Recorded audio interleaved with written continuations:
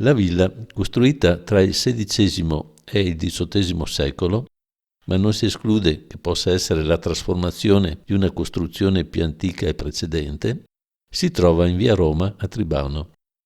Si presenta con un'inusuale facciata porticata lungo la strada e sul lato tramontana ha un corpo rustico addossato che definisce una corte interna. Il porticato fronte strada ha 9 archi a tutto sesto, contornato da cornici in bugnato rustico ed è sormontato da un piano residenziale.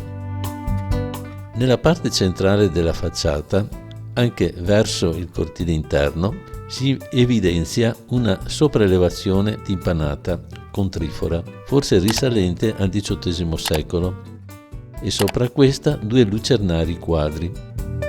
Sempre verso lo spazio interno, rivolto a ponente, si innalza una soffitta non visibile dal lato di via Roma. L'arco centrale del porticato, attraverso un portone, immette alla corte interna.